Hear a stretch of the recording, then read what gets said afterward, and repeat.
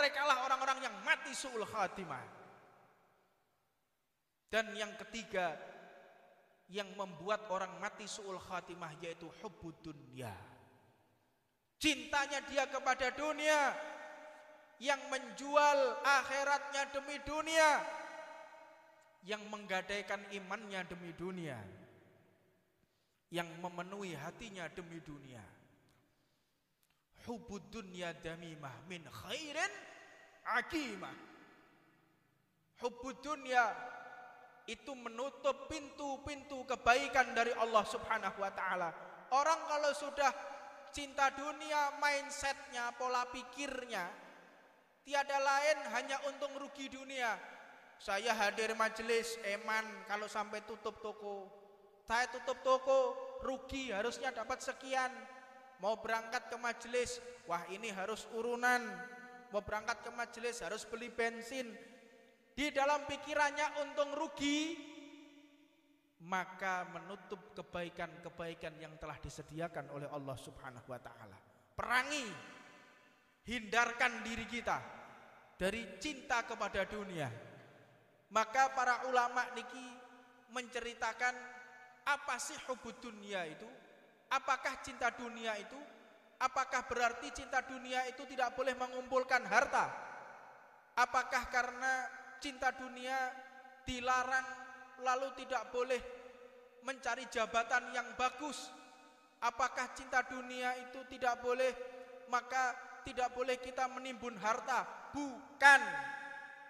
Apakah harus kita ini tidak boleh memiliki rumah yang mewah? Bukan. Hubbud dunya itu adalah ghaflah. Hubbud dunya itu adalah lalai kepada Allah Subhanahu wa taala. Harta itu ada harta dunia, ada harta akhirat. Harta dunia, harta yang kita gunakan untuk maksiat, itulah harta dunia. Kita mengumpulkan uang untuk sedekah, tidak masalah. Jadi yang dimaksud hubbud dunya itu bagaimana kita mendistribusikan harta kita atau mengarahkan di mana fasilitas yang Allah berikan kepada kita. Kita punya mobil mewah, tergantung itu hubbud dunya atau tidak, tergantung di mana kita menggunakannya.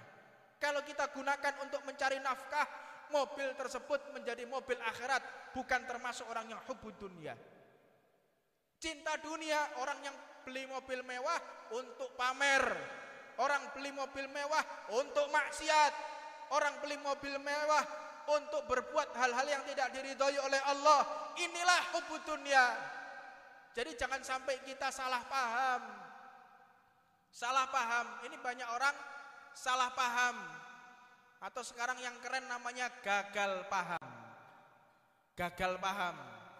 Apa gagal paham itu? Keterbelakangan intelektual. Lek bahasa tuh bane apa? Goblok. Wis ngono ae. Jadi hemat kata. Hemat kata. Orang yang gagal paham, enggak paham maksudnya hubbud dunya, oh berarti gak oleh duwe motor, gak oleh kerja, tak boleh punya rumah mewah. Enggak seperti itu. Bagaimana kita mendistribusikan?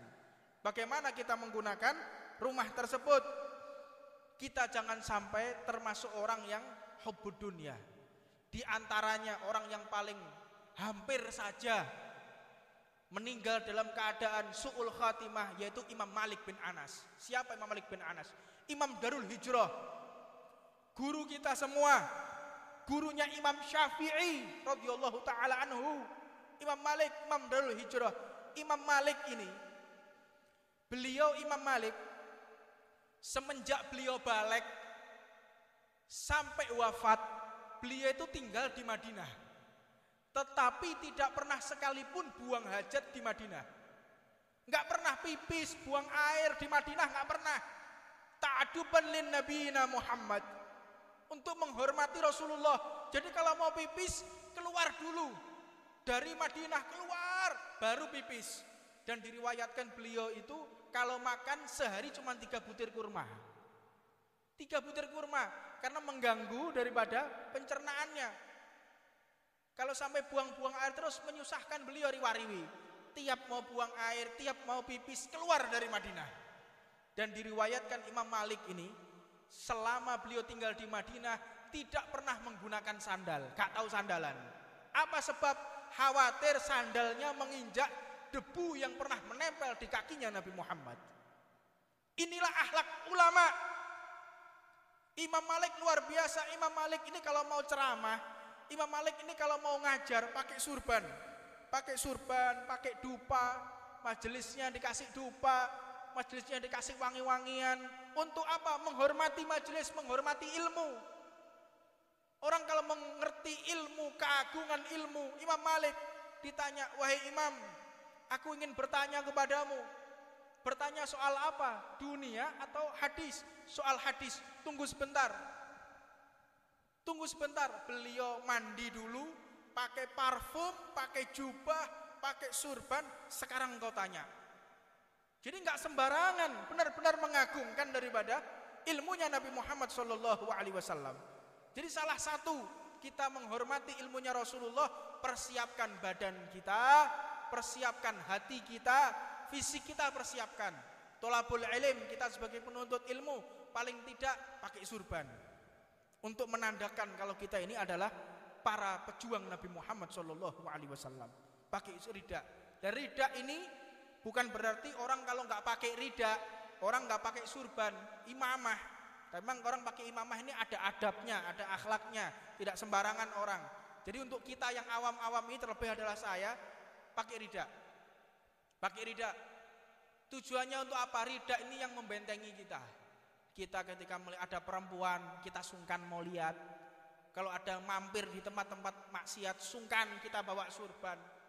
Jadi surban pakaian ini termasuk daripada benteng umat Nabi Muhammad. Maka Imam Malik ini beliau setiap ngajar benar-benar berhati-hati. Suatu saat Imam Malik ini ngajar di Masjid Nabawi, tiba-tiba wajah beliau kuning, pucat sekali, sampai para murid-muridnya ini heran, dilihat nggak biasanya Imam Malik seperti ini. Maka ketika selesai hadis menyampaikan dengan sangat sakit, menahan rasa sakit yang luar biasa. Sampai selesai ditutup kitabnya, tutup hadisnya, beliau langsung seperti lemas dan jatuh. Ketika beliau jatuh, kenapa wahai Imam? Aku merasakan di kakiku ini ada sengatan. Ada sengatan, ternyata dilihat di kaki beliau ada kalajengking. Menyengat 12 kali. Menyengat 12 kali, beliau tidak bergeser dari tempat duduknya. Ditanya, wahai Imam, kenapa engkau tidak menggeser tempat dudukmu? Kok engkau tidak bangun? Aku tidak berani memutus hadisnya Nabi Muhammad. Ini loh para ulama. Dan ketika Imam Malik ini sakaratul maut, ini poinnya. Imam Malik ini ketika sakaratul maut, kalau orang biasa menemani orang sakaratul maut tahu, kadang sadar, kadang tidak, kadang sadar, kadang tidak. Itu biasa bagi orang sakaratul maut. Ketika Imam Malik tidak sadar, ditalkin la ilaha illallah oleh murid-muridnya. Imam Malik mengatakan la, enggak. Kaget muridnya. La ilaha illallah. La, tidak, kata Imam Malik. La ilaha illallah.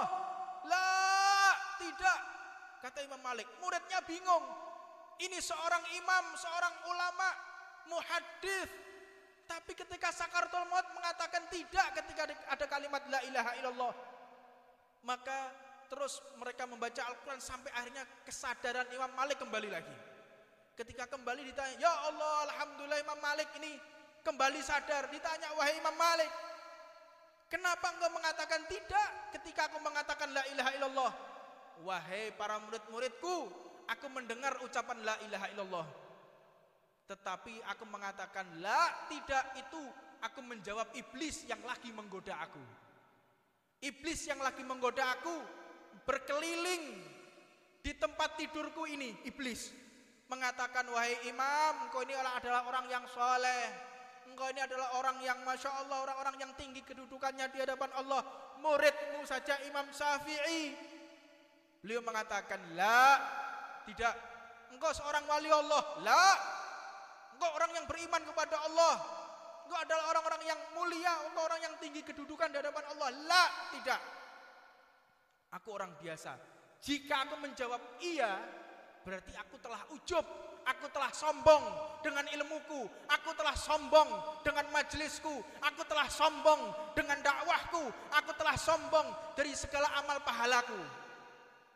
Maka seluruh amal pahala akan dicabut oleh Allah Subhanahu wa taala. Maka inilah, hati-hati, jangan sampai kita merasa aman daripada mati su'ul khatimah. Dan yang terakhir, insyaallah kita akan bahas di kesempatan berikutnya karena waktu sudah adzan Isya. Mudah-mudahan Allah Subhanahu wa taala mengabulkan segala hajat kita. Hajat yang paling besar yaitu adalah meninggal dalam keadaan husnul khatimah. Ya Allah biha, ya Allah biha, ya Allah bi husnul khatimah. Rabbana atina fid dunya hasanah wa fil akhirati hasanah wa qina adzabannar. Wa ala man wa sayyidina Muhammad sallallahu alaihi wa sallam zaman wa ala man wa la Muhammad Jamal bin Abu Bakar Ba'agil wa ila hadratin Nabi Muhammadin sallallahu alaihi wasallam. Siril Fatihah.